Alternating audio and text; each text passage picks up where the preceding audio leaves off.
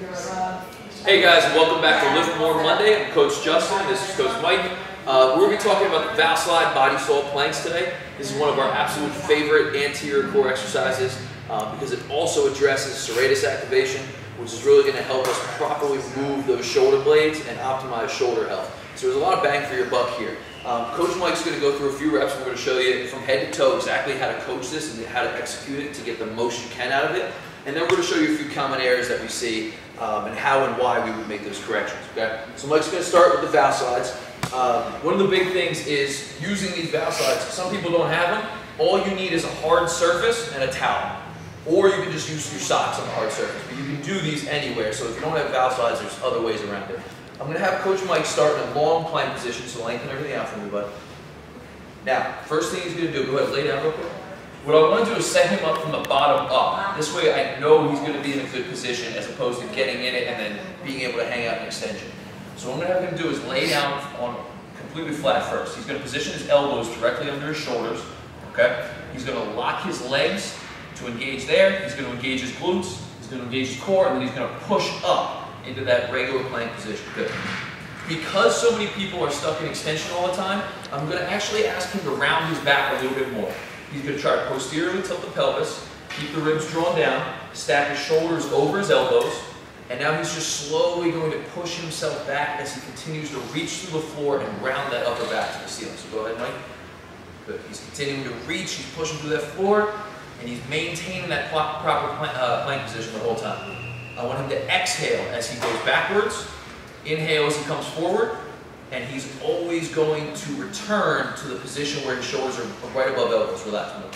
So that's a properly performed Valside Bodysaw plank. He maintains that good plank position throughout the movement, and he's only moving through a range of motion that he can control. Now, a lot of mistakes happen from head to toe here, so we're actually going to start with the pelvis and the anterior core portion. So he's going to push himself up. A lot of people, like, extend your back for me a little bit. So a lot of people get this big extension here. They feel a big stretch and a lot of activation that's in anterior core, and they think they're doing things properly, whereas this is just feeding into a dominant pattern the whole time. So Mike's going to move himself back, and he's losing position the whole time. He's not getting the anterior core activity we want. He's not in a good pelvic position.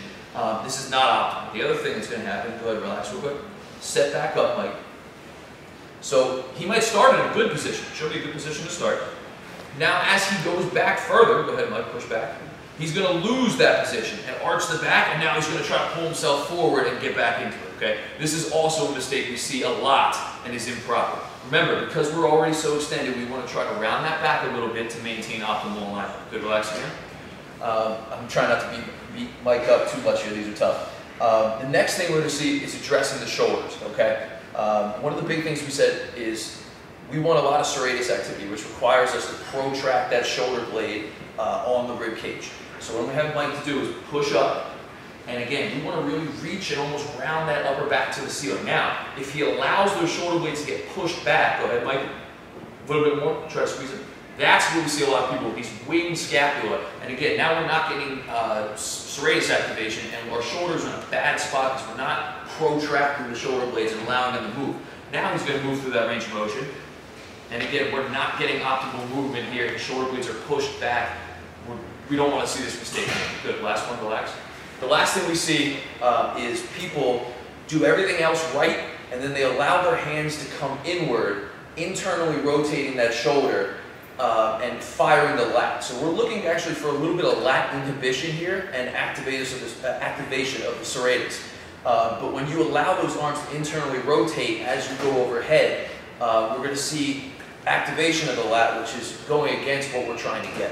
So go ahead, Mike, come back up. A lot of people will compensate by letting those hands come in towards each other and really pushing as he goes back and using that overtoned and overactivated lat already to get through this and make it a little bit easier. What we want to do is separate the hands and reach through the floor as much as we can to get that serratus and inhibit the lat and get a little bit of length there, because most people who are stuck in that extended posture are already overtoned to begin with. Good, relax, Mike. And that's the Valside Bodysaw plank. We'll see you guys next week for another Lift More Monday.